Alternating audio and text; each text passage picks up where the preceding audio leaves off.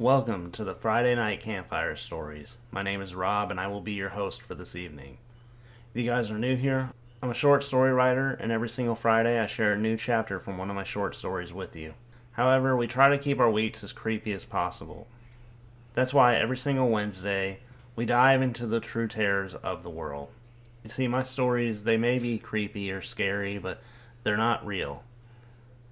The real terrors lie in everyday life and happen to people just like you and me, to who least expects it. Today, travel with me back almost a century ago as we try to solve a case that has haunted many for nearly a century. This is a special edition Christmas episode of Far From Fiction.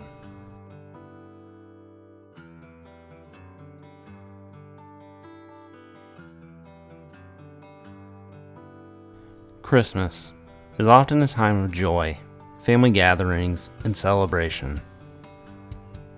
But for one family in 1929, the holiday turned into an unspeakable tragedy.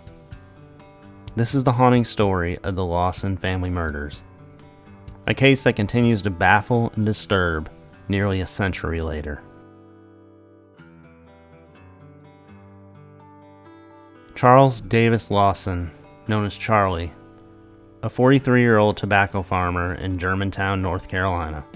He lived on the farm with his family, including his wife, Fanny, who is 37, his 7 children, Marie, who's 17, Arthur, 16, Carrie, 12, Maybelle, 7, James, 4, Raymond, 2, and Mary Lou, just 4 months old. Charlie was seen as a hard-working, ordinary family man who seemed to be all about his family and work, as most men were in the early 1900s. In the months leading up to Christmas, nothing seemed out of the ordinary, but appearances can often be deceiving.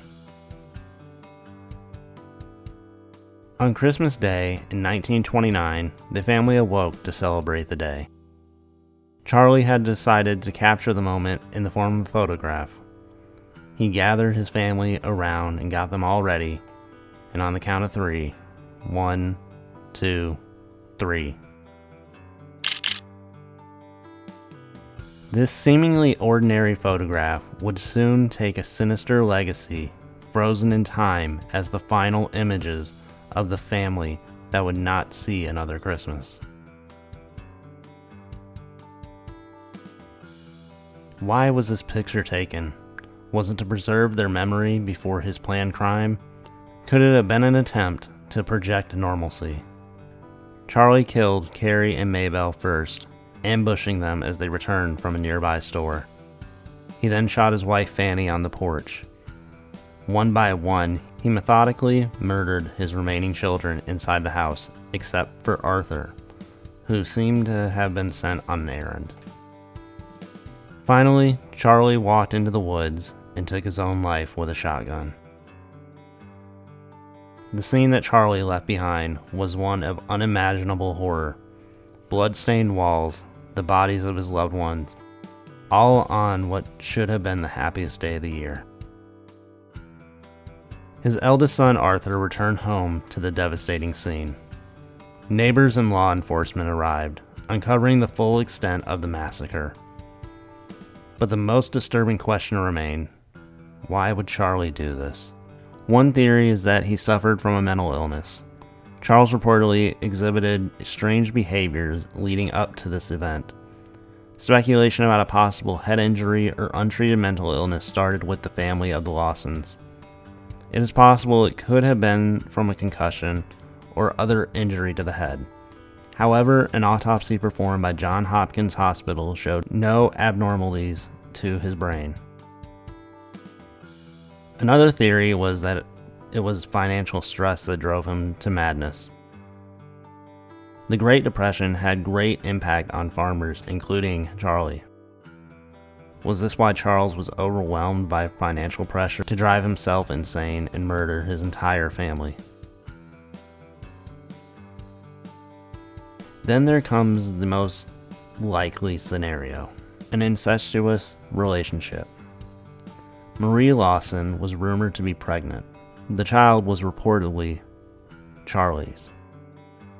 This didn't come out until the 1990s when a book called White Christmas, Bloody Christmas by M. Bruce Jones and Trudy J. Smith was released, stating that Marie, who was Charlie's eldest daughter, being 17 years old, dealt with a lot of sexual abuse from her father. The authors of the book had interviewed Stella Lawson, who was a relative of the Lawson family and had connection with the children, had called the authors back after an interview for the book and confessed that Marie had told her about the abuse and the possible pregnancy. In 2006, another book was written by the same authors and another interview done by Marie's best friend, Ella May.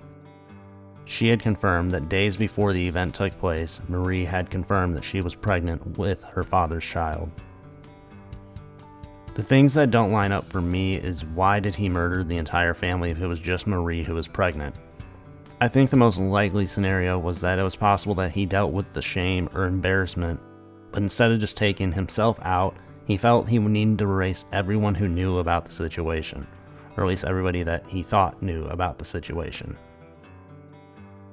I can only assume that he had a massive ego, and even in death, he did not want to be looked at negatively. The other thing that leads to suspicious activity is Arthur Lawson, who, as stated earlier, was sent out to do an errand for his father. Arthur was Charlie's oldest son. It was possible that he knew the topic was about to get brought up, or maybe he just didn't know about the pregnancy at all. Or did he know about the pregnancy the whole time but stood by his father's side because they had a tight bond?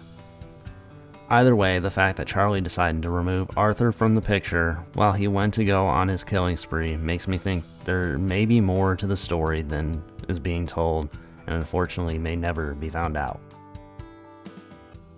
The other possible theory is the supernatural curses. Local legend suggests that the family was cursed, fueling eerie folklore about the case. I do find this a little far-fetched and probably the least likely to be true.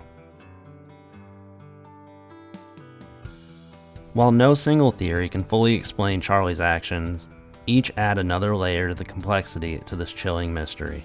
The Lawson home became a macabre tourist attraction, with bloodstains still visible for years after the tragedy. If you're wondering what happened to Arthur Lawson, the remaining child that was still alive after the murders, he struggled with survivor's guilt, and then he ended up passing away in a car accident in 1945. The Lawson murders have inspired books, documentaries, and even haunting ballads, ensuring their story remains etched in history. Shortly after the murders took place, Marion Lawson, who was Charlie's brother, opened the house as a tourist attraction. Too soon, if you ask me, but that was up to him. A cake that Marie had baked had been on display during the showings. Tourists would end up taking raisins of the cakes to keep as souvenirs. The home was also shown in 2022 on a Netflix show called 28 Days Haunted. Do you think that Charlie acted alone? Was he driven by madness, guilt, or something far darker? Let me know in the comment section below. The Lawson family murders served as a grim reminder that even in times of joy, darkness can linger in the most unexpected places. As we approach the holiday, I think it's only right to reflect on the lives lost on that unfortunate day in 1929. We remember Fanny Lawson, Marie Lawson, Carrie Lawson, Maybelle Lawson, James Lawson, Raymond Lawson, and Mary Lou Lawson. May your spirits be relieved from the burden that was caused by your father and husband.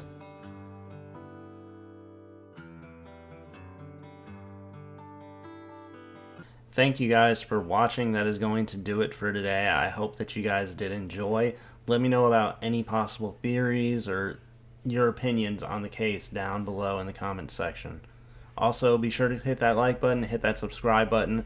It'll help me out a lot. We also make videos 3 times every single week, so hopefully that'll entice you to hit that subscribe button. Every single Monday, we do an episode of Echoes of the Past, which is my paranormal series that we look into the haunted history of certain locations, and we look into who they're haunted by, possible reasons that the place may be haunted.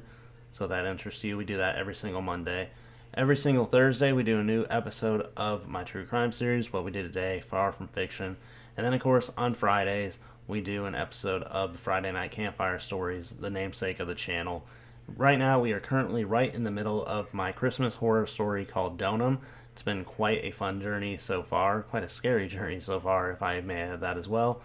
So if you have any interest in that, go back and check out the first couple chapters that are on my channel, and then come back on Friday where we will be getting into the third chapter of Donum.